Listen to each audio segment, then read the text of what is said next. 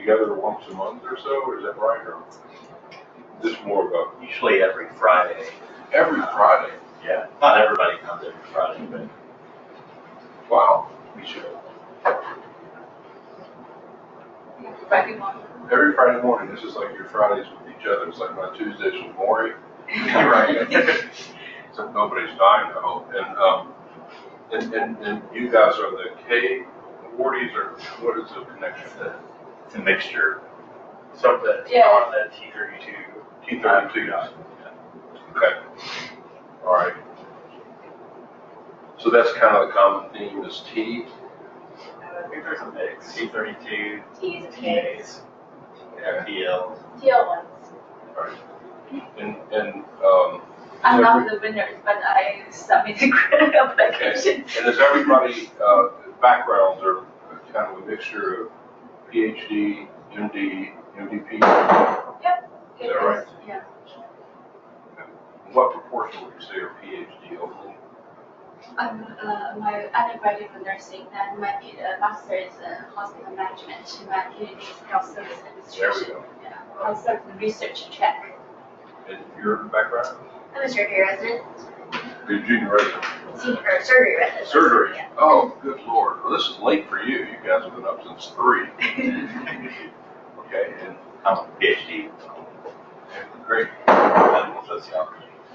So I'm still very young, but I'm a part of it. So, Great. We were just talking about you. Oh, dear. Yeah. The derogatory term that, my dad. Yeah. Like,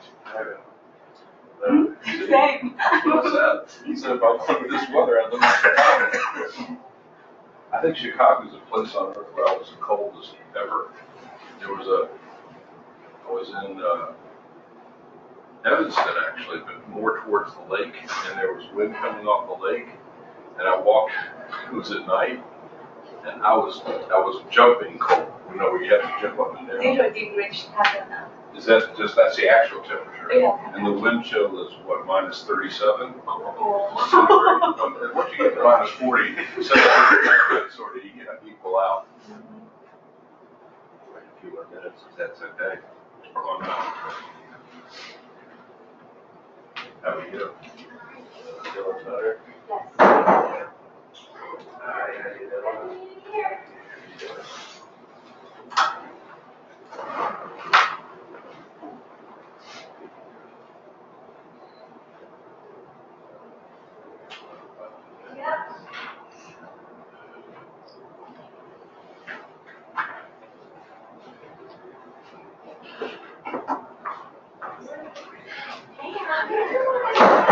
Have you been promoted?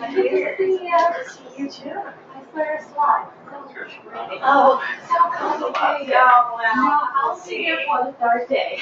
What? I'll be there for the third day. Sounds good.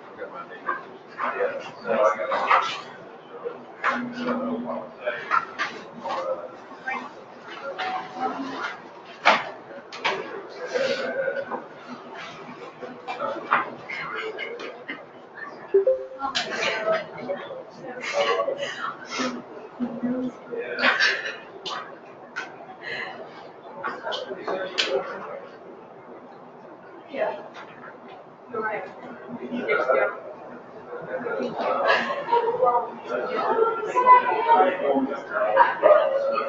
It's true. How do you?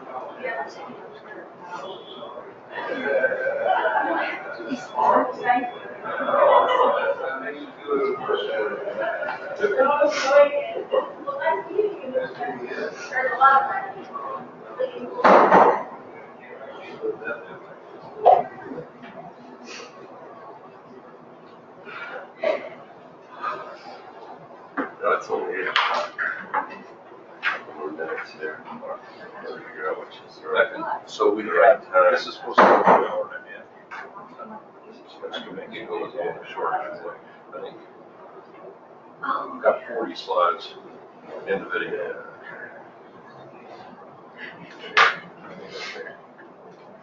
Yeah, we'll tune down some.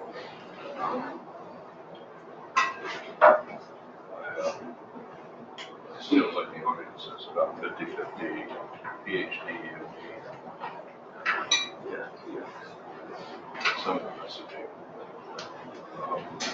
Well, I guess there's some universal thing. Oh, look what the cat reckon is talking about. How are you? I'm doing great. All right. You like reading a grant this weekend? Oh, yeah, absolutely. You dress like you come from South Bend. Yeah, man. It may not be this weekend. Okay. Next week, because I'm trying to get Rick and Lucia to do their parts, so that I can integrate that. How's your week next week? Absolutely. Yeah, that'd be a good. Yeah, absolutely. For sure. And, it's going well. Good. Yeah. I'm gonna cut out that 15 minutes. I gotta be off site. Good. Yeah. Yeah, leave a few minutes for folks to trickle Yeah. in. You know, Yeah. on the chili coffee. Yeah. It's kind of nice having a university that looks at the pedestrian zone. I'm really make it Okay, permanent, right. having like all the roads shut down. Okay. Wow, these Well, walls, pretty great. Yeah, no, okay. This makes a permanent little pedestrian zone.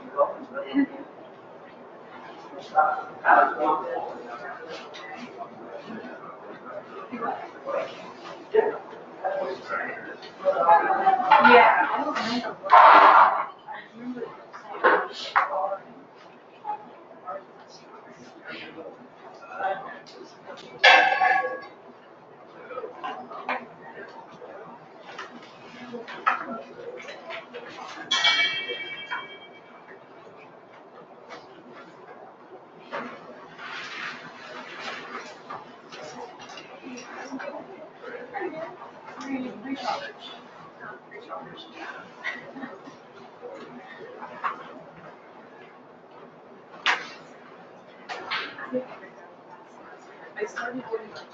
They started doing Friday.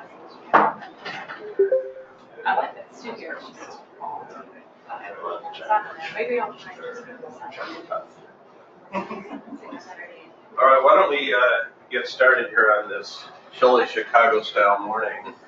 And I guess since I have the same last name as this guy, I get the pleasure of introducing him. But I think Mike Sag is a person who at UAB is well known just about to everybody. He grew up in Louisville, Kentucky. He went to Tulane undergrad, did his medical school at Louisville, and then came here to UAB, where he really has done some quite remarkable things. He did his medicine training here. He was a resident and chief resident back in the day of Claude Bennett, who is a fixture at UAB, and Bill Koopman was one of the faculty that he worked with. He stayed on as a fellow in infectious diseases. During that time, worked with people like Beatrice Hahn and George Shaw, some of the pioneers in HIV, and they were quite successful at that time in understanding the pathophysiology of HIV.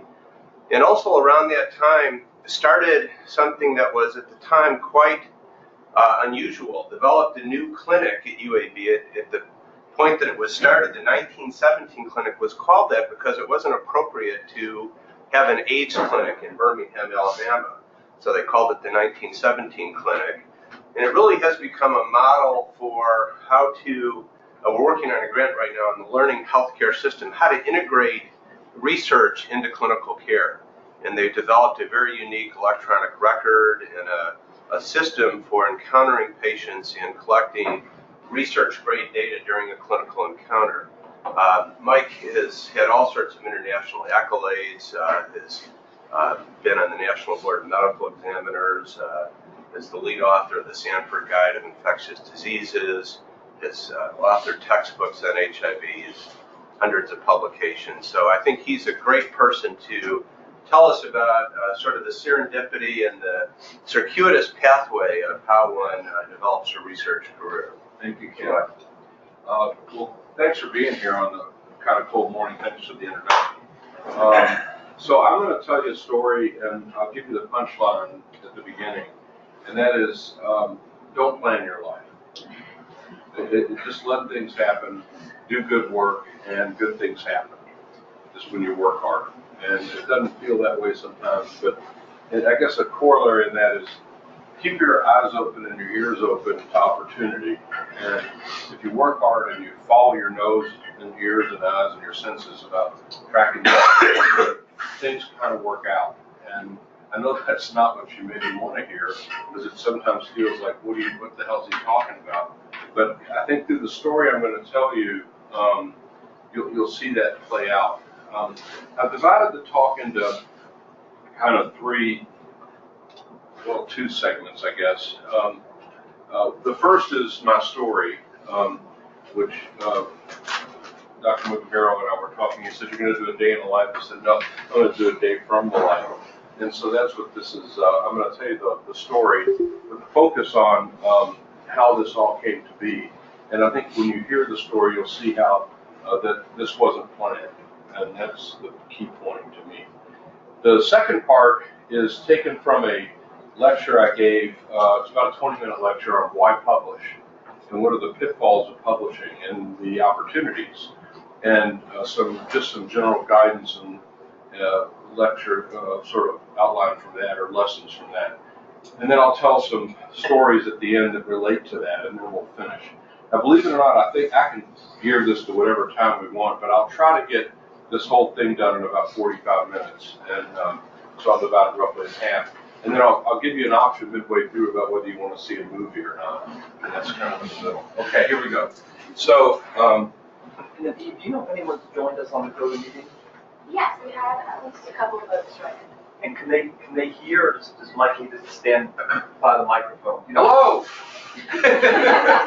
I can hear now. Can you hear me now? Okay, all right. So here we go. So as Kim said, I was born in Louisville. If you're wondering how we're related, his father and my father are brothers, and so he was in Chicago, and we were in Louisville, but we got to know each other pretty well through the years, and then we sort of ended up here together because nobody else would give us a job. And so this is me as a younger guy. The reason I'm telling you this is because. My father had a bunch of different kinds of jobs, but he did construction and we worked in movie theaters in Louisville. And so from age 3 onward, I would go to construction sites and do different things. That gave me a lot of life lessons. I hung around people who did construction, and I learned how they think and how they act, and they're good people, but they work very hard. But life is very hard to them, and that helped me as a physician, I think. Be able to relate to a lot of people who didn't grow up exactly like me. And I thought that was very positive. The second thing, this is actually, see my butt right here? That's me. I was probably about 12 at the time. I was a big guy for my age.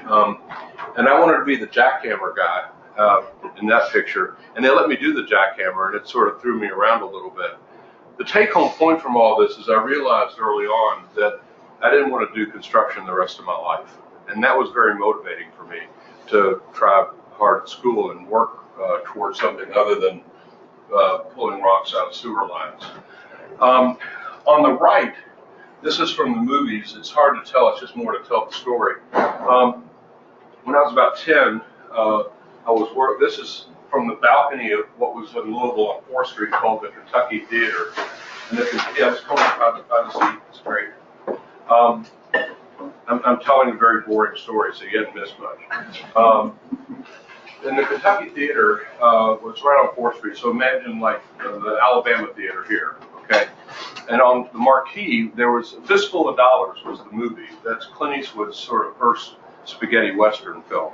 And to promote it, we blew up a bunch of balloons, and maybe 10 of the hundreds we put dollar bills. One of them had a $100 bill. But you throw them off the balcony, you see them coming down here, and then people would scramble around trying to see if they got some money out of it.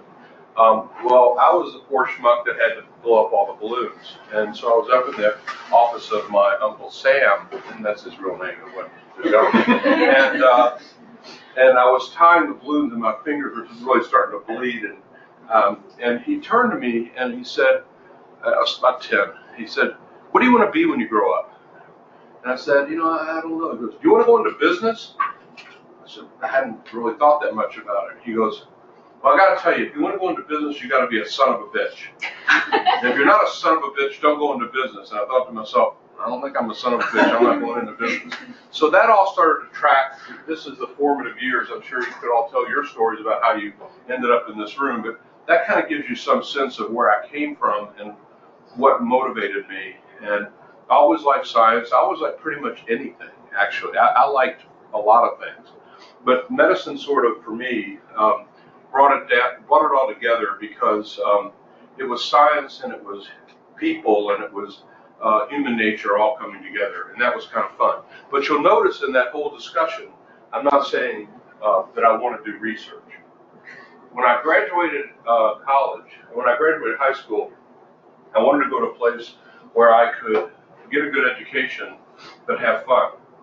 Because I have my older sisters that had already gone to school, I realized that college goes by very quick, and that's probably the only time in my life that I'd be responsible only for myself on somebody else's nickel.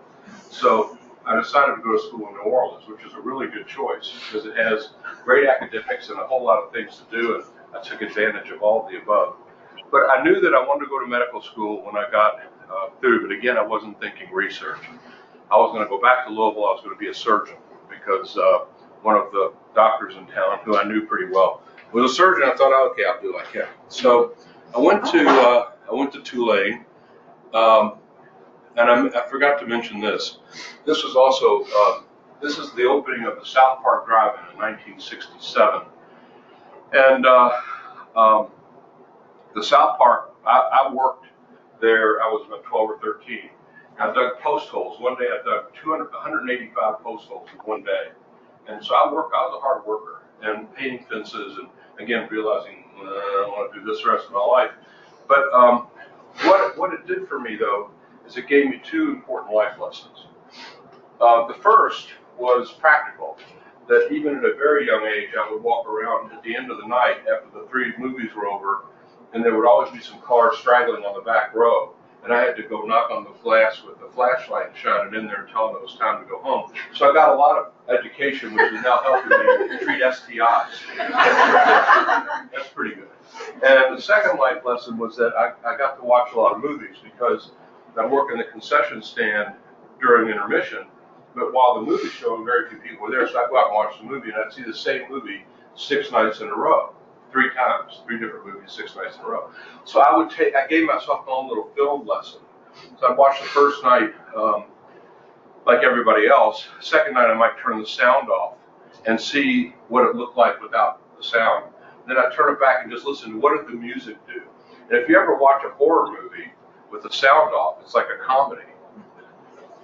You know, it's that kind of thing. So I got really interested in filmmaking at that time. So I thought I might be a filmmaker. So these things are all playing in my head. And what I've been trying to do in my career is combine all these things together. So I go to Tulane, end up at Louisville Medical School. And it was fine. I call it the Peoria, Illinois Medical School. It's kind of right in the middle. It's good. It's not outstanding, but it gave me a good education. And I liked it there. And when I finished, I was confident that I wanted to be, but then I switched from being a surgeon. No offense, I didn't like getting up in the morning. I was just being honest. And I also I love surgery. I mean, I love being in the operating room, but I didn't love it enough to be able to deal with things that went wrong afterwards. If everything went great, I've been a great surgeon. But the hard part about surgery, right, is that things don't always go right. And then I feel guilty, and I didn't like that. So I thought I'd be a cardiologist. So I came here to be another bold Jewish cardiologist because the world needs just one more of those. So that's what I came here to be. But before I left, like the medical school here, we had a skit night. And I don't know how, but somehow or another I got tagged to be the chief of the skit night program. And, you know, there's a lot of talented people in medical school, a whole lot of talented people who've done a lot of really interesting things prior to getting there. And skit night was making fun of people who had music and all that. But at the end of skit night, traditionally, they would have a slideshow. And the slideshow was often after all this, you know, lampooning, it was a very somber, the way we were kind of thing with slides and music. I thought it was boring and stupid. So I thought we could do better than that. So I decided that I would make a movie, take the movie background and tell the story of what it was like to go through medical school, where you take these really diverse people and you cram them into this machine, and they all end up looking the same. It's like crushing a car into a cube and then stacking it over here with a white coat on it, right? So that was my thesis, and I thought for whatever reason that the Beatles song "A Day in the Life" was the epitome of 4 years of medical school. So I got it. You want to see that? I can show you the movie real quick. It's the length of the song, and I apologize for the quality. Is that okay if we divert? Okay. All right, here we go. I don't think you've seen this before, have you? You saw it with me. Here we go. Let's see if it connects. Yeah, I got I don't know if I can remember my password. Log in, let's see.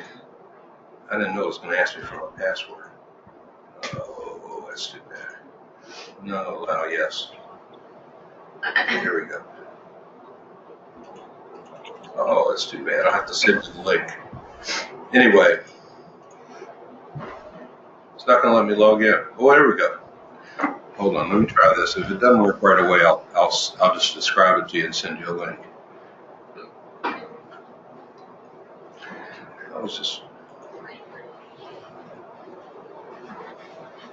see if we're lucky today. Oh, okay. Let's try this.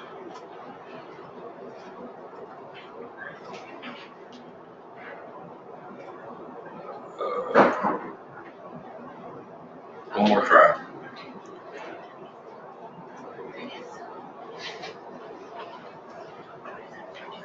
Those are my three big ones. Oh well, sorry. I'll skip it, but I'll describe it for you, and then I'll send you the link, and you can watch it. So the story is that you see a guy who says, "I read the news today. Oh boy, got an admission letter about a lucky person who made the grade and all that." And then the first 2 years are sitting in class, and there's a scene where the professor's writing on the board in fast motion, and they're taking notes, and it's just this exchange of information. And finally, they make the transition to second year, and you see this guy in a short white coat spinning around and getting overwhelmed by everything, and then ends up being transported to a graveyard where he's spinning around and all these things are hitting him, and then vroom, wake up, fell out of bed as the beginning of third year when the call night, and that's when they used to stay overnight and do that. They don't do that anymore, but we used to. And going through things, and then a dream sequence. Somebody spoke, and I went into a dream, is when the smoke is coming up in front of the camera. I had a friend with a cigar just creating the special effects there, like Lucasfilm. And these things start appearing, and it's basically the patients. He's laying on the ground, and the patients are doing to him all the nonsense that he does to them, like trying to get a Foley catheter in or putting in a central line and all that. And finally, the end of it, which is kind of the main point, I went back, and on that final rev up, if you know the song, it goes bomb at the end. The rev up, I went back to the library, and I pulled every Life magazine from 1955, which was the year I was born, to 1981, which was the year I graduated medical school. Then I set the camera up in the library, and I took single frames of pictures from each representative magazine, so that at the end what you see is a kaleidoscope of all the events of the 50s, 60s, 70s up to the end. Then it times out exactly to when the thing goes boom, and that's a picture of Ronald Reagan, who was just elected president. And then it cuts to the same protagonist who you've seen the whole time from read the news, and he sort of walks out by himself through a courtyard in slow motion. First, a tight shot with a black bag, a white coat, walking off into some indescript, sort of ill-defined place that he's going, and then the camera angle gets higher and higher, and so he's a little bitty dot walking off into the sunset. So the point obviously was, we produce these people and they go off, but we destroy them in the process because we force them through this machine that takes away all their creativity. So that was my statement. I'll get the link to you. All right, so I came here. For sure I was going to be a cardiologist, right? No doubt. And in retrospect, I realized why. No offense to cardiologists, but it was the first thing in medicine I really understood. There's a pump, right? There's flow, there's resistance or not, and it sort of works or it doesn't. And you try to optimize that. Great, I got that. So after a while though, again, no offense, by midway through my internship year, I got tired of asking questions about chest pain because it really didn't matter. We were going to cath them anyway. I don't know if I want to do that. So I got interested in infectious diseases, partly because of some of the people above my shoulder here, but also it was kind of the Sherlock Holmes concept of putting together a story, but I didn't really want to make any money. So I decided that's what I was going to do. But notice in this whole story, I haven't said a word about doing research, right? In medical school, like most people, I did a summer project, and it actually worked, so I got some award for that. I think it's not that I was such a great project or I was such a great researcher. I think I'm the only one in 8 weeks that had something that actually could lead to a paper. So that was nice, but it wasn't exactly what hooked me. So these are the three guys who were really important to me when I got here. Bill Dismukes, who just recently passed away, he had just started as the head of the house staff training program, and obviously an ID. And then on the far right, you all know Glenn Cobbs, who's been here a long time, and he was the head of the division. And then Claude Bennett, who really made a lot of special things happen, as you'll hear in a second. I went through, finished the residency, had to do a residual remedial year as a chief resident because I didn't get it right the first 3 years.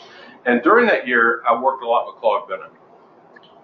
And during that, every Tuesday, and this is a Tuesdays with Claude kind of thing, we would sit down and at 7:30 in the morning till 8, and we'd get in rocking chairs, and we'd sit there and just have conversations about anything. So I got very close to him over the course of a year. And I think he's the one who kind of introduced the concept of research to me. Not by giving me a project or anything, but just sort of bringing me to the ASCI meeting and saying, you should go and do this. So meanwhile, I stayed on here for ID. I worked with Cobbs and Dismukes. And again, I was totally undifferentiated. I didn't have a clue. I was just going to go home to private practice in Louisville and do ID, no research. But then some strange happenings happened. AIDS was first discovered and was coming into play in a big way in Alabama in the mid-'80s, which is when this was introduced. Secondly, Claude, I think, I never confirmed this with him, but I think behind the scenes he was orchestrating things, and he said I should try to do some research during the first year. And it also was serendipity that my very first clinic in July of '85, just by chance, there was a woman who came in who I was in the clinic by myself, but they didn't have attendings in the outpatient clinic back then. So it was just me as a fellow, and I'm 5 days into my fellowship, and I'm the expert, right? And this woman comes in because she had donated blood a month and a half earlier, and she's from Gadsden. Now, if you remember history, May of 1985 is when they first started testing the blood supply for HIV. This is a 34-year-old monogamous housewife from Gadsden, 2 kids, husband. Her only sexual partner was her husband. She never did drugs. But she gets a letter from the Red Cross saying that her blood tested positive for HIV. And her doctor in Gadsden didn't know what to do with that, so they sent her to the expert 5 days into ID training, me. And so it didn't make sense. So I remember that George Shaw and Beatrice Hahn had just moved here from the NIH that June, so a month before. So I picked up the phone and I called them, described the story, and then they wanted to send blood around the country. So I kind of went in and hooked her up to wall suction and drew as much blood from her as I could. I'm kidding. But I drew a lot of blood. And then I stacked this in my white coat and I waddled over to George and Beatrice's, and I lay all this blood on the table, and we sent it everywhere. Long story short, that we proved for the first time that there was a false positive Western blot, which was unheard of before then. So that got into the New England Journal of Medicine. Research isn't so hard. So, right? I don't know why everybody complains about it. Draw some blood, send it off, New England Journal, no problem. So, I think this is where Claude went to work, and he started telling me to, I think he was talking to George about getting me into his lab, and this is before we did all the months of clinical stuff ahead of time. And so I had some time in my first year, and I went into the lab with George and Beatrice just to kind of see what it was like.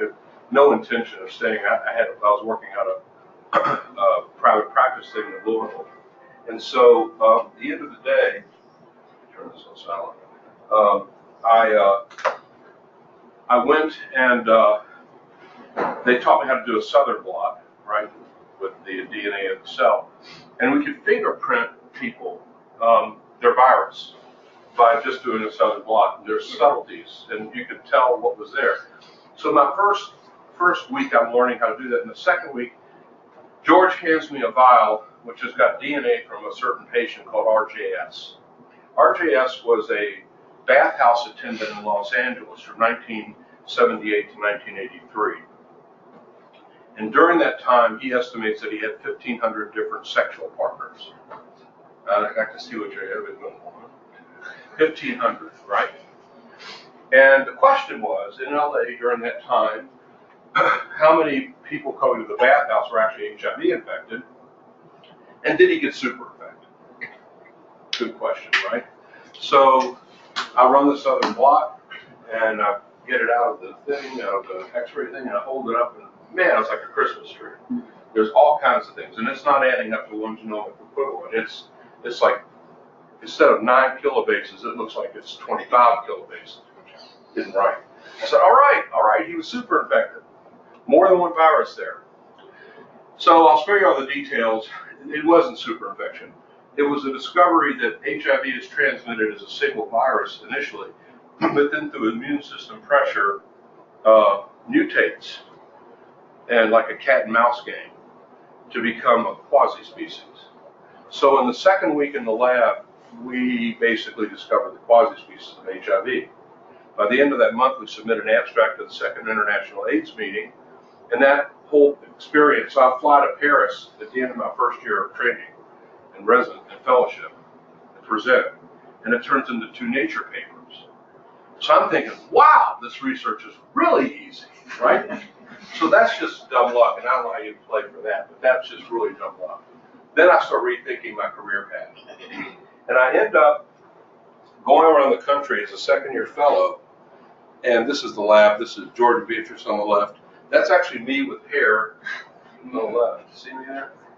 And I'm the only one wearing a white coat because I don't think anybody else had them. And then the team that's there, actually, Maria and Lily Kong had them too. So anyway, Maria is now a pharmacist up on the transplant unit, I think. So at any rate, so that was the beginning of the research stuff.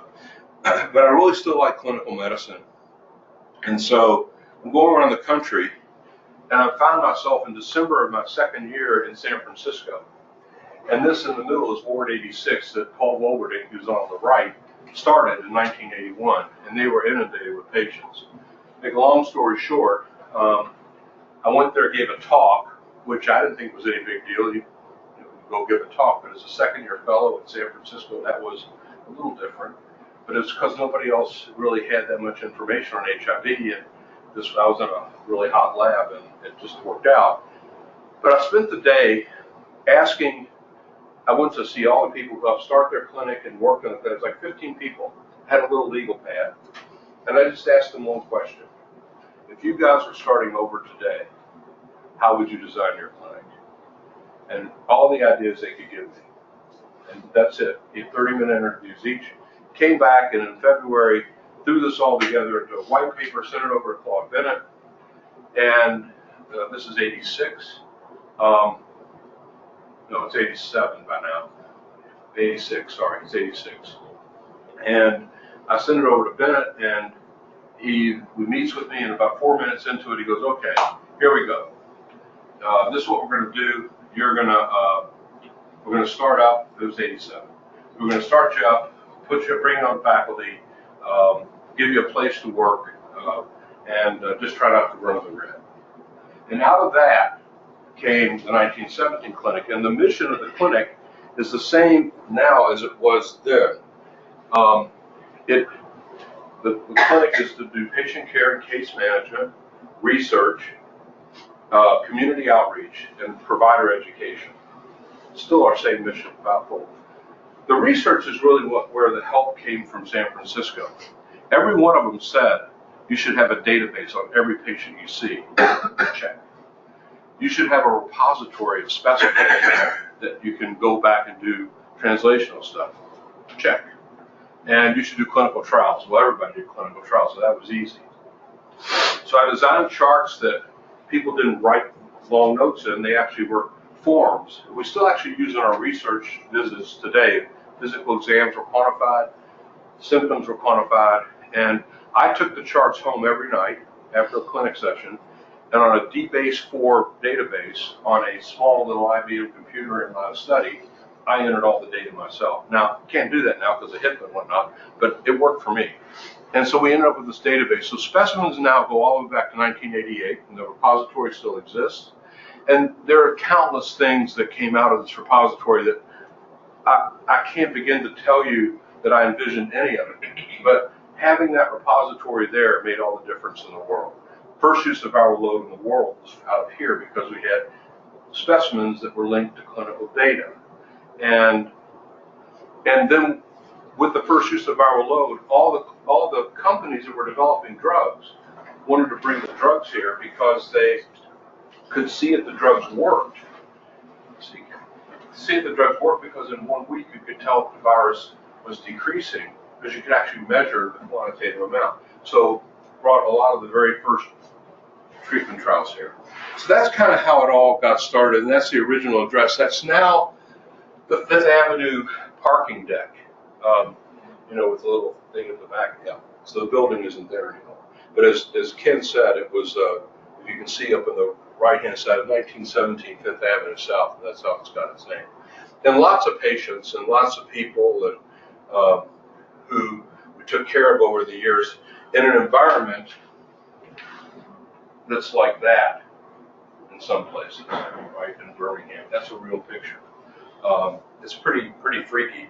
But we took on this attitude that we were going to be number one in AIDS research.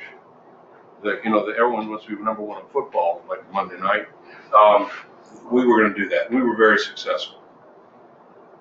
And so this is what happened between 1981 and 1986. All kinds of things started flying around, and progress. And ultimately, through all this gamish, by 1996, we had drugs available that could begin to keep people alive for reasonable times. And now the medicines, when people take them, will keep people alive for a normal lifespan. And I oftentimes say to folks, if I were a 20-year-old and you gave me a choice of having HIV or type 1 diabetes, I'd take HIV in a heartbeat because the complications of HIV on treatment are very little. I'm not saying it's zero. I'd rather have neither, I guess, but that's kind of how it is now. And all that came together in the background in the clinic, and we contributed our portions of things. And I'll finish up this part with a commentary about engagement beyond your lab or engagement beyond your university. And that is that we should be taking our data and influencing policy.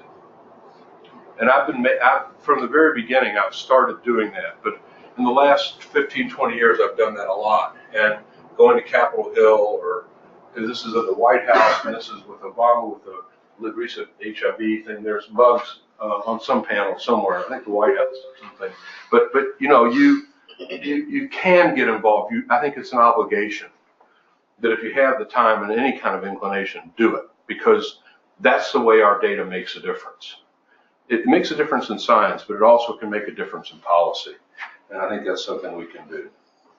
So I put all this together into a book that I published about 3 years ago that tells a story, in essence, what I just told you, so you don't have to read the book, I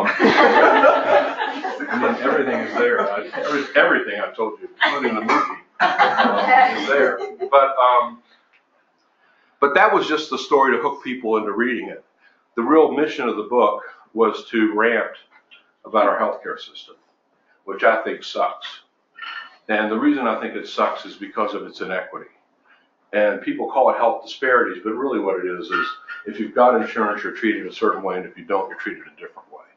And that's not in the hospital. We have laws that prevent that. So people get admitted. I can't tell when I'm on the wards, at least with what we're doing in the hospital, that we do anything really different.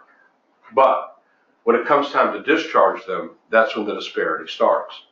So I can't write the right medicine that I wanted to because they don't have insurance or their plan doesn't cover it or Medicaid doesn't cover it. And then worse, when I send them out, I don't have a way to assure that they have a ride to clinic, or I don't have a way to assure that they can access the medicine through a pharmacy. And it's horrible, actually. And people don't pay much attention to that. So the Affordable Care Act came along, and that's what kind of got me going on this book, was that I was excited that finally there was going to be some measure of change. And it did change. But what disturbed me was that the discussion wasn't about what I just said. The discussion was, I love Obamacare, I hate Obamacare, but there wasn't like, well, what should we be doing? Forget all that, just what's the right answer? And we're still struggling with that today. So now I've got some other new initiatives I'm doing that I'll go into if you want. But our job's not done. In fact, it's like Sisyphus. We're back at the bottom of the hill trying to push the rock up again. And then family is, of course, very important. And that's the hardest part, I think, is the balance. Everyone says, how do you have a work-life balance? I don't know, it just happens. But it's most times than not, at least for me, it's out of balance. And my line is that I don't know that I'm overcommitted until I am. And then I pull back and get reoriented, and hey, things are good, and then it fall off the rails. And so it's really kind of hard to keep that in balance. But it is a struggle that we all have because you can't, everything is demanding, right? Your work is demanding, and if I didn't have family, I would have spent 24/7 at work, no question. Because I really, obviously, like you, love what I do, So you have to have that counterbalance, and where that sweet spot is, you know it when you're in it. And for me, I'm only in it 10% of the time, and I'm skewed one way or the other after that. I don't have any great advice there. Just be mindful of it. I don't think there's an answer, personally. All right, so that's the end of part one. Maybe I'll stop there and see no one's fallen asleep yet. I'll get out of first person. But are there any comments or questions about that? Okay. Well, the thesis is, can't plan your career. Just keep working. Hope like hell for luck. Luck has been very good to me, right? You can tell by the story. But just keep pushing and use your mentors and a really good mentor, by the way. I have a great definition I picked up from George Carron, that as you become mentors, to me, being a mentor is the same as being a parent.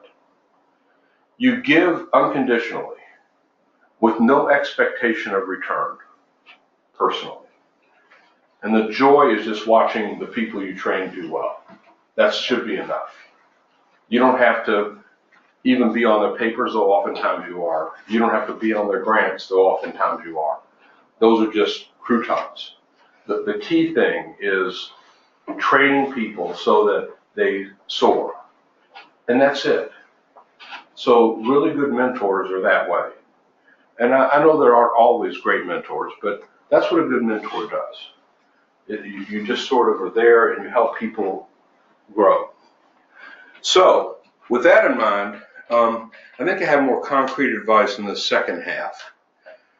And that's publishing in high impact journals. Now, you heard me sort of, beating my chest about New England Journal of Nature and all that nonsense. That's important, but how do you get there? Well, and it usually helps to have a good data set. That's good.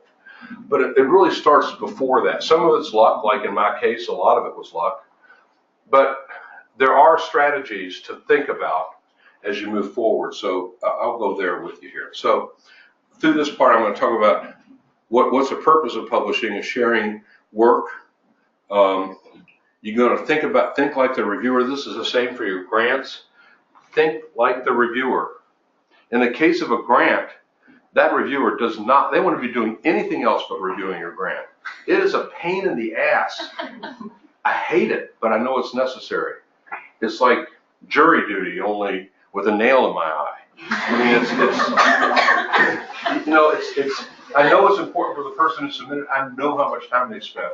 But this is hitting me up at a time when I don't have time for it. I don't care when it is, I don't have time for it. But I make time for it, right? So when I'm reading a grant, I want to be entertained, right? I want somebody to tell me a story that's exciting and that they convince me at the end that this was worth your time. And if it's not that, boy, it's easy. I'm just, at that point, somewhere in the first 3 pages, if I'm not turned on, then all I'm doing is looking for things I can legitimately sync this thing, and I'm going to move on to the next one. Think like a reviewer. Same thing when you submit a paper. You want to do something that's exciting and new and different. So sharing work. Why publish? Someone told me it was important. Well, that's true. Someone told me it was a nice way to follow up an abstract. Sidebar. Ideally, anytime you are going to present your abstract, when you step on the airplane to go wherever you're going, your first draft of your paper should be done. The biggest flaw in trainees, I think, is that they celebrate the abstract. Woohoo! I'm on stage or I'm in a poster. Great, means nothing. Really, at the end of the day, who quotes the poster? You see it in journals? Not much. The paper is what matters. The abstract is a feel-good moment. Enjoy it, but that's a distraction. The paper is what matters. So you've got to have it done. Someone told me I would lose my job if I didn't publish. That's probably true too. But it's not because you didn't publish. It's because if you don't publish, you can't get a grant.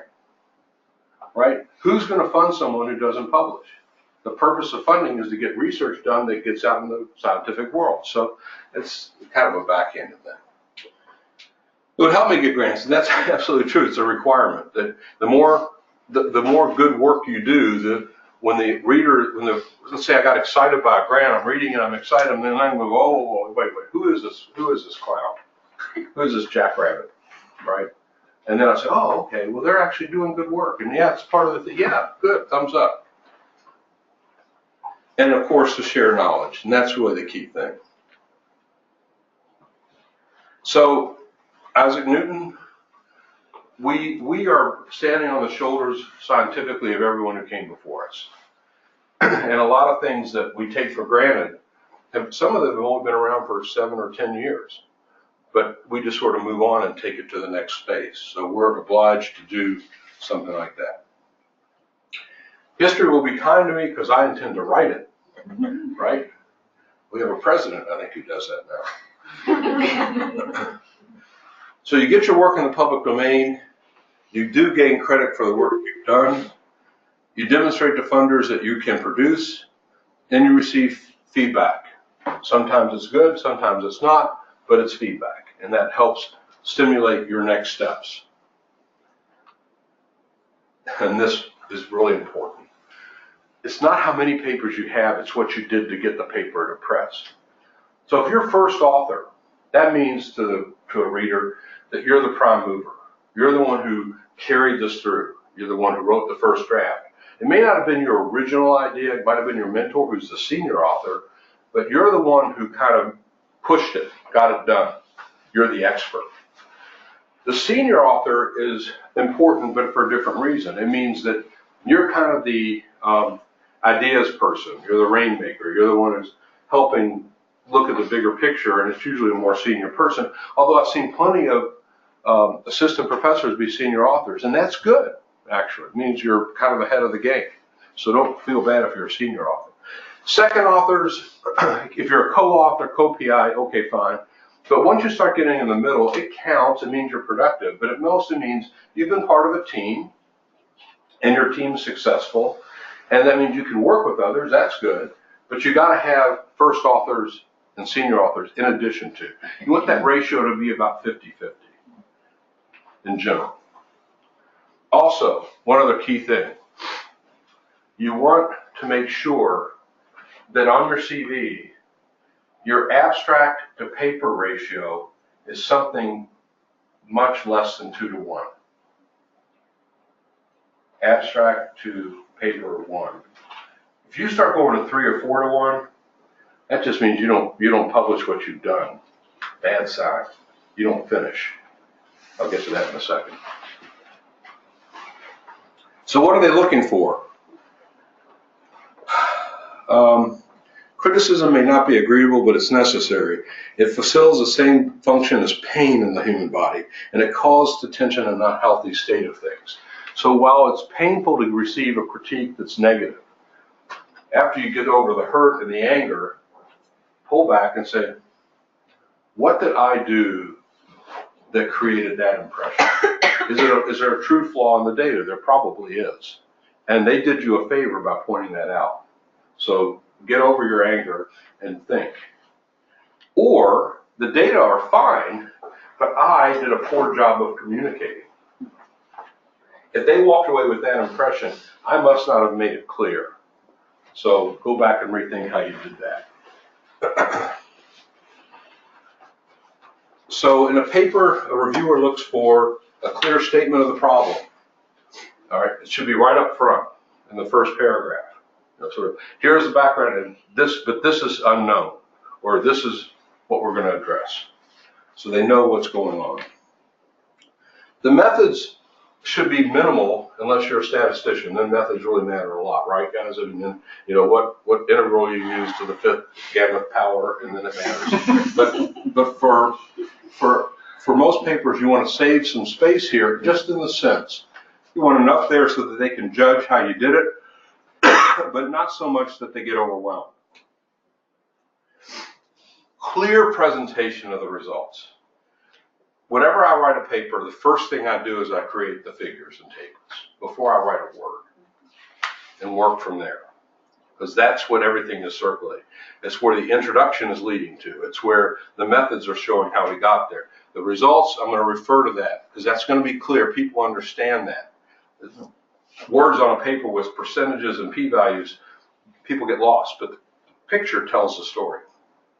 And then I'll get to discussion here.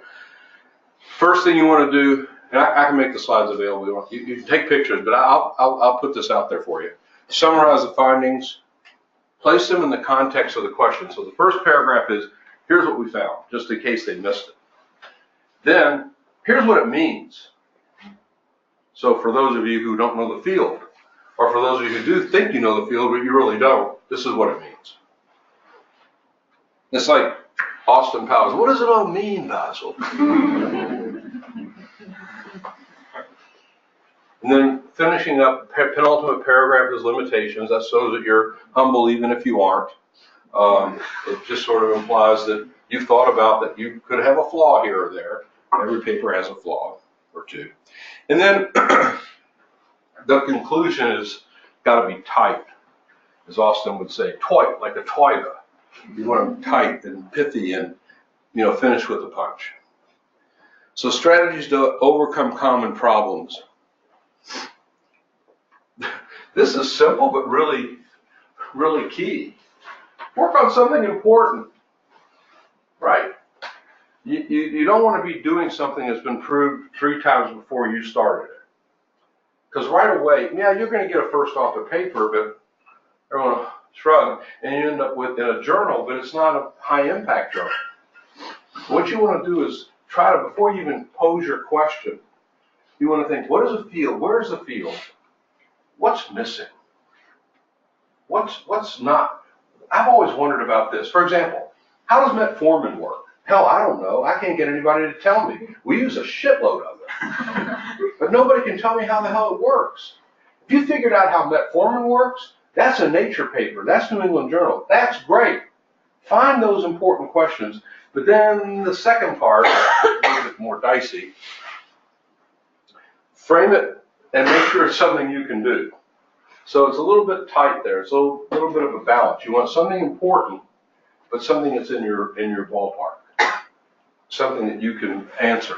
And sometimes a negative study is just as important as the positive. So if you're really, really lucky, good and lucky, the question you pose, no matter what the answer is important. That's always the best, right? So that study I did about quasi-species, the superinfection question, it didn't matter what the answer was. It was going to be important. It was either going to be, no, he wasn't superinfected, or yes, he was. And either way, that was key. And we got a bonus because it turned out it wasn't superinfection, but it was something even cooler, which is the quasi-species, which has implications, even though that study was done in 1987, it still has implications today for vaccine work in HIV, while we're having trouble getting a vaccine, because there's too many variants. So, again, Winston Churchill, the pessimist sees difficulty, the optimist sees opportunity. Be the optimist. That's key. So, this is something I learned from George Shaw, which is why George Shaw has, out of his portfolio of papers, I would guess 50% are in Science, Nature, Cell, New England Journal, always high impact. Why? Because he does that first part really well. But this is something he does that I don't see many researchers do. We're supposed to write a hypothesis in our grant. Good. And then we write the rationale for why we're doing the study. Good. When the results start coming in, throw that away. Forget your hypothesis. Forget it. I mean, build a firewall. And then look at your data without any preconceived notion. And you look at it and you basically say, talk to me. Talk to me. What are you saying? What is this? What is it you're trying to tell me here? And look for those things that are different or apparent or sort of jumping out as an outlier. That's where the story is. It's either because you screwed up the experiment or there's something really cool and key going on here that could change the field. And if all you were thinking of was your hypothesis, you'd focus on the main stuff here and you say, oh, that outlier is just an outlier, and you move on. Well, you just missed your opportunity. That outlier is important. It's probably more important than anything else. So learn how to listen to your data without your preconceived notion. You later can fold it back in, of course, but you want to start by just having the data talk to you. Then you reframe your questions. You repeat your experiments or develop new ones based especially on the outlier. And then tell your story. And when you tell your story, you want to think, how is this going to change the field? What new insight is these data saying that's going to change how we think about something? And that's kind of how big journal papers happen. And I can't be any more specific than that, but those are lessons that I learned from really good mentors. And if you're going through hell, just keep going. And everybody goes through hell. Success consists of going from failure to failure without loss of enthusiasm. Those people who work with me know that I'm usually not at a loss for enthusiasm. In fact, I'm obnoxiously enthusiastic, which even drives me crazy. It's effort, not strength or intelligence, that unlocks our potential. I never worry about action but inaction. And let's go on now to finish up here with abstracts and presentations. Advertising, that's what an abstract is. That's all it is. It's advertising. And saying, hey, I'm working in this area, these are my results, and this is who I am. So somebody might not even remember the paper you presented. They just know, hey, there was somebody from UAB who talked about this. Let me look it up, I'll give them a call. That's probably all they're going to remember. Maybe some details, not important. It's you getting out there and your name gets known. And why is it important to have your name known? It goes back to people fund people who they know. So when you go to the study section, if you'd had 4 or 5 abstracts at a meeting, and the people on the study section at the end of the meeting go, yeah, I saw that guy, I saw that woman, I saw that person. Yeah, they're good. That's key. That helps. And the abstracts, as I've already said, are feel-good moments that pass. Only manuscripts matter. And Nick Saban, this is it. I told him to go out there and finish. How many times does he use the word finish in a post-interview? Always, right? But he's right. What sets people up for success is finishing. Getting it to the paper, getting it out there, and then moving on to the next. And then what you've done before is just prologue, put it aside, and move on to your new stuff. Very important.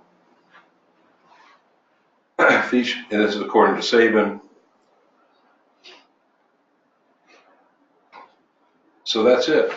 I mean, it's a great, he wins football games because he's kind of simple-minded, but it's really true, everything he says. Some final points. I think these are really important. Be generous. You don't have to hoard your data or hoard your time. Be confident that you're good. And sharing stuff, in the end of the day, will come back to benefit you. It's a little bit different than pay it forward. It is that, but it's more, if you get known as someone who's helpful and who's positive and who can get things done and people come to you, try to get to yes as often as you can. That'll help you in the long run, my opinion. Be collaborative. Some people are very successful, squirreled away in their own lab, but it makes it harder because sometimes people are bringing perspectives to you that you didn't think of, and then they'll have this kind of offhanded comment that you go, oh, right, and that could solve your problem. Be grateful for your mentors and for people around you. Try not to be too demanding. Say thank you when somebody does you a favor. Well, be surprised often that doesn't happen, but it's really important. Be humble, even though I'm not humble. It's important for you to be humble. What I mean by that is, there are times when it's important to, beat your chest and talk about something, but there's a lot of smart people out there, a whole lot of smart people. Being smart is not unique. Being hardworking is not unique. Being smart and hardworking is not unique. What's unique is being smart, hardworking, and humble. And people like that. And having people appreciate what you do without you having to beat them over the head with it usually gets you somewhere. Be happy, right? I'll put it this way. It's hard what you're doing. I don't even know what you're specifically doing. I just know what you're doing is hard, because it is. It's hard. If it were easy, a lot of other people would be doing it. But if you're doing what you love to do, you should be happy, even if it's hard, right? And I'll just leave you with this thought. If you're not happy, truly, that's okay. It is okay. It means at least you recognize that you're not happy. That's good. But that means that you should probably find something else to do, because you've got a whole career in front of you. Then you want to do something that makes you happy. Life's too short, right? I had this epiphany when I turned 60. It was a great epiphany. I loved it. I don't know, and I'm embarrassed I didn't think about it sooner, so I'll share it with you while you're earlier. I realized that life, if you're lucky, is divided into thirds. 0 to 30 is establishment. 30 to 60 is productivity. 60 to 90 is decline. So I'm here. Decline. Right? So what I'm trying to say is that during that time period of 30 to 60, you ought to be happy, because you're headed towards decline. That's when shit really gets bad, right? I can't walk. I can't breathe. And you really got, so be happy. And seriously, if you're not, I really do want to be serious here, then re-examine what you're doing and why, and where your joy comes from. But if you're really, really into it and you love what you do, and you're doing it for you, not to please somebody else or to please your mentor or your family or whatever, if you're really in it for you and happiness, you're going to be successful. I have no doubt. How do I know that? I don't know. I just do. By the way, that 60 to 90 thing, it gets a little bit more fine-tuned. 60 to 70 is go-go. 70 to 80 is slow-go. 80 to 90, no-go. So really only got till 80, right? All right, so I think I've talked enough. My watch just, oh, it's right at 9 o'clock. Okay, we can go to 9:30 if you want. I'm happy to, I've got more I can present, but I thought I'd pause here and just see if you've had enough and we can call it a day or talk about things or whatever. Those are the main points I wanted to get across. So, all right, I'm tired of talking. All right, questions, comments? So Dr. I have Cherry. a question. First of all, thanks, that was fun. Oh, good. Some stuff I didn't know about. That was really exciting. And I do want to see that video. How do you, so especially working in the field that you were working in, I would imagine, and just even listening to you, there's obviously, you're motivated towards advocacy, and then you're also doing science. So how have you dealt with the balance of trying to be neutral and scientific with advocacy? Yeah, it's a great question. I think that's changed over time. I think when I was in my 30s and 40s, it was mostly just getting work done and trying to make a difference in the field and having success there. But as I saw what I call injustices and inequalities happening, that's always been in my soul. And it probably goes back to construction years, where I saw people getting abused, and not physically so much, but emotionally by the system. And I just felt for the folks that I worked with. And I knew that I lived a different life than they did, but I couldn't do much to help them. So that's always stayed with me. And so that's kind of a burning inferno, literally, that I've always had and I still have. As I got further into this and I realized that the real difference I can make now is in advocacy. That I've made my contribution, I think, to science. I'm not saying I'm over the hill completely, but I've chosen to kind of let other people do that. I can be there to be a sounding board, but I'm really focusing my effort more and more and more on advocacy. And that means engaging with people, trying to understand who makes decisions and how, trying to understand the world of politics, at least enough to know how to get through to them. And then to your point, I think I suspend the way that I talk to scientists when I talk to politicians or other people. If a scientist were listening to me talk to a politician, they would cringe because I tend to round off things or I make oversimplify. If they like years ago, like 8 years ago, they asked me, well, if somebody's got an undetectable viral load, will they transmit to someone else? I don't say it's unlikely. I don't say, well, there's a small proportion of risk. I say, no, it's not going to happen. Now, maybe that's wrong, but it communicates. Or I'll say, no, there's no evidence that that's going to happen. I'll couch it, but I'm going to be straightforward in my commentaries, and I'll take some liberty to kind of get a point across. It's probably it's an ethical question, but I have to maintain integrity that I'm not found to be wrong. But so far, when I've taken those leaps of faith, like in that question, or should everybody be treated regardless of CD4 count, or some other positions I've taken, I've been lucky enough to be right so far. And maybe that's dangerous, but I do try to make it straightforward. The other thing that's really important in advocacy is not overwhelming the audience with multiple things. Pick, when you're meeting, that one thing you want to get across at that meeting, and let everything else go. And finally, I found that the best way I can be effective sometimes is just getting a card to somebody and say, if something ever comes up in this area, give me a holler. And more times than not, they'll get back to me. It's later with things that I never thought they would want to know. So is that answering the question, sort of? Yeah. Well, piggybacking on Andrew's question, then how do you do that at 30 instead of where you're at now? Because you were saying you went from science and contributions to science to advocacy at 60. Well, can you do it simultaneously? Yeah, I don't want to get, yeah, so I was doing it at 30, just not as much. It wasn't a primary focus, but I was participating in panels, or a nice way to get involved is if you can get on an Institute of Medicine panel or a National Academy of Medicine panel.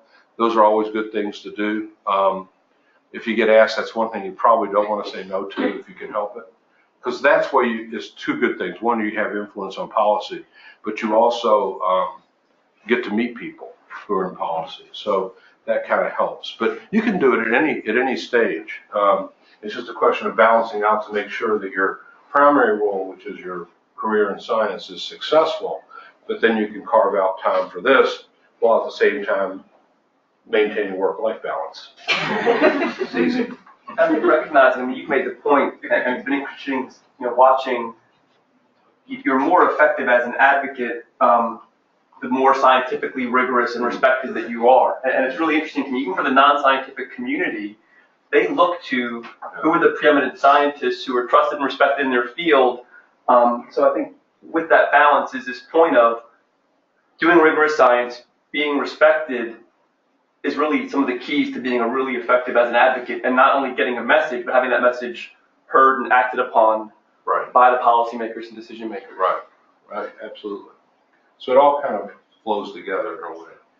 But, it doesn't mean that you're letting the world down if you're not an advocate. It just happens to be something that I'm passionate about.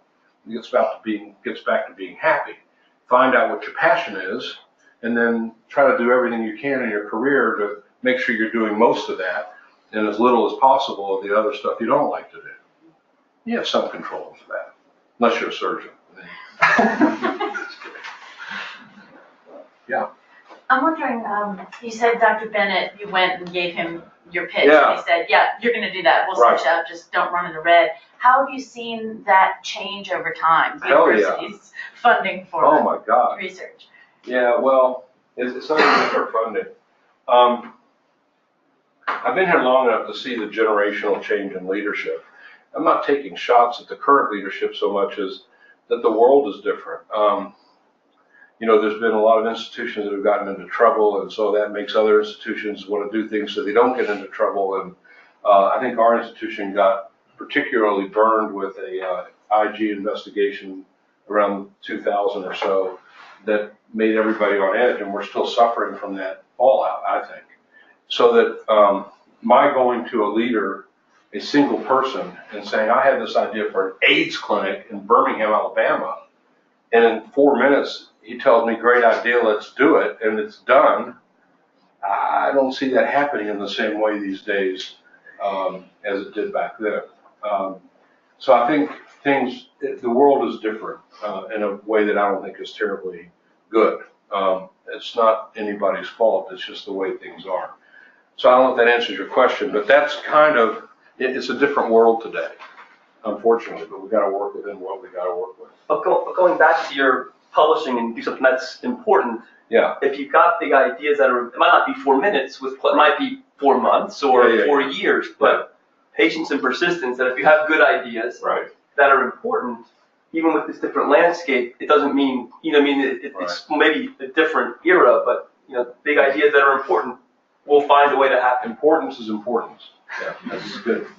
The other thing I would say, and one of the things that I think you kind of implicitly shared, is that it matters. You have to know your allies and your enemies, or the people who are going to be for your idea and not for your idea, and go to those people and look for support. So you knew, who was more likely to support that. You could have probably at the same time taken that pitch to somebody who would be vehemently opposed to it and have hit a brick wall.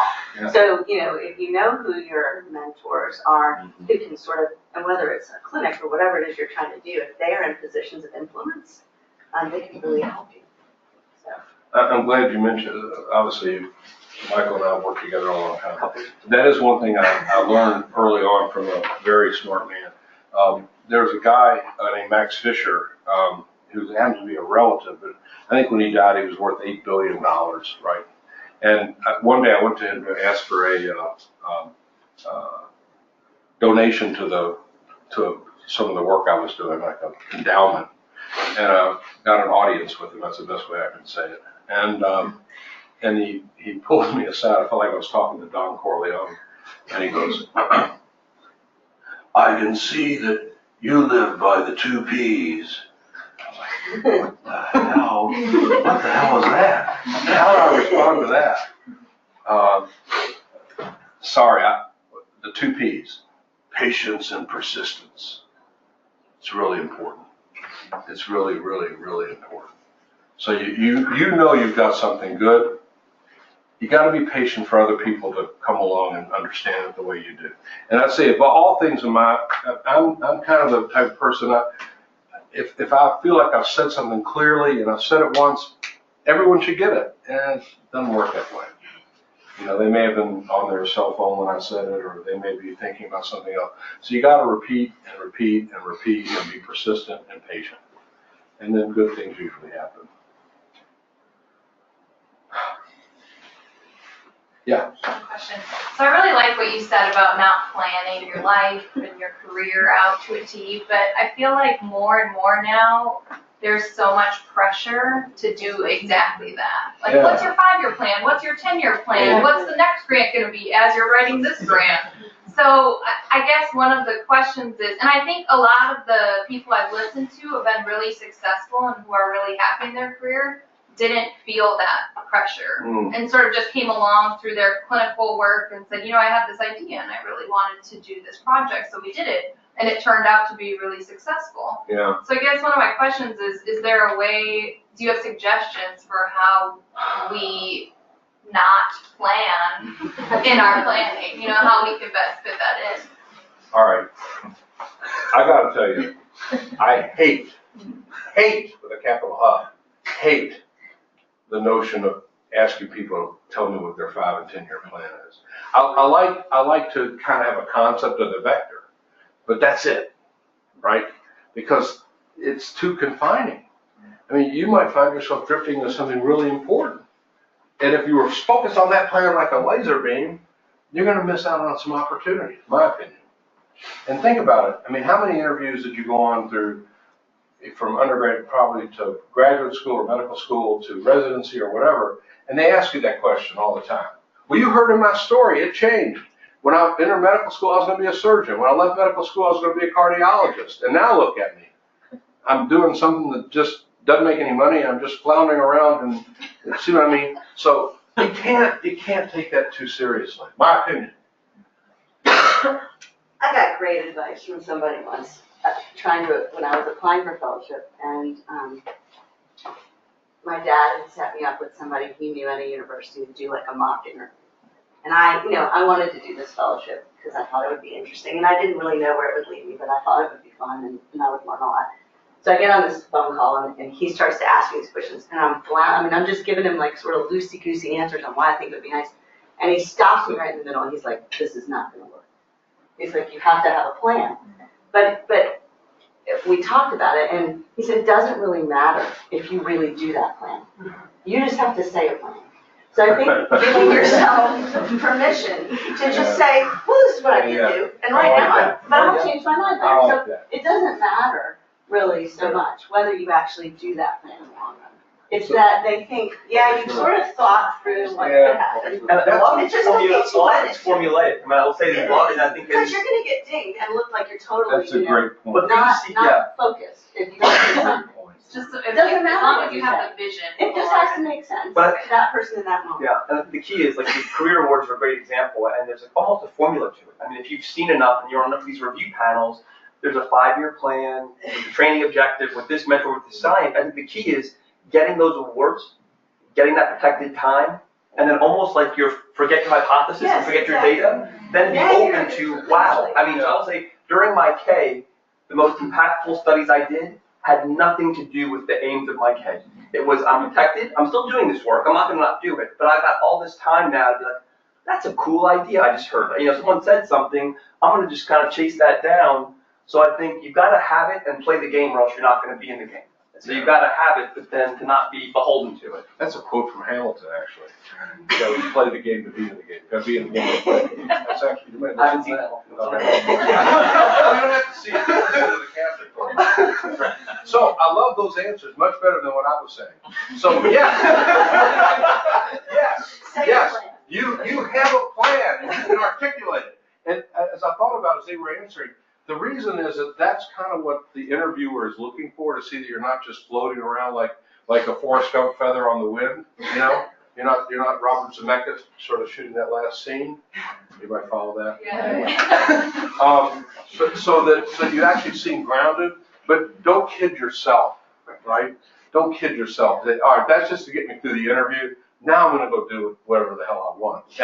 And because no one ever goes back and rereads your grant from 5 years ago. I've never had that happen, right? They don't go back and read your K and say what you thought you were going to do.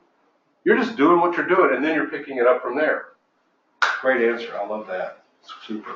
But I hate the question.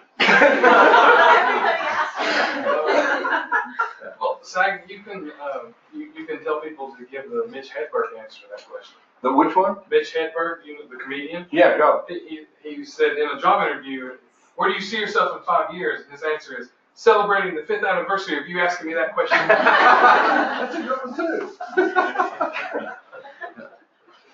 Other thoughts, comments?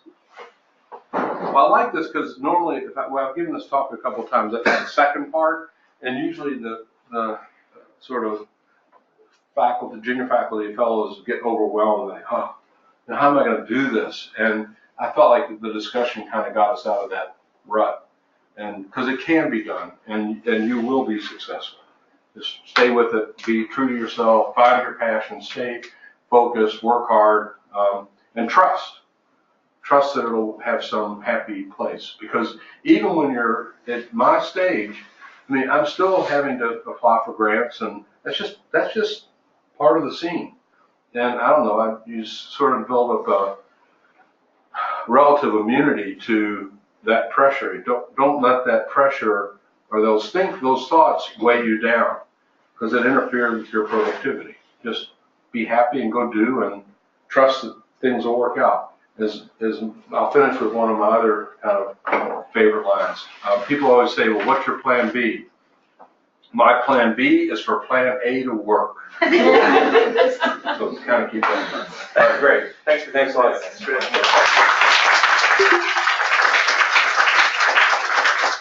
Enough about me, what about me?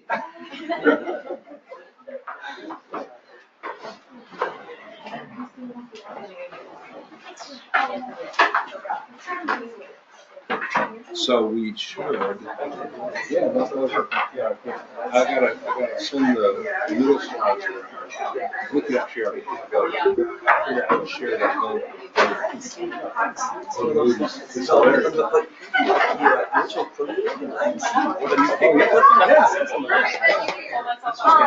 Good. Is that what you wanted to break the perfect? Kick off the year. See, obviously, I stopped short. Yeah, you see, I stopped short. There's no reason to go on. I made my point. Dude, how are you? Things sound like they're going well for you. Good. Keep it going.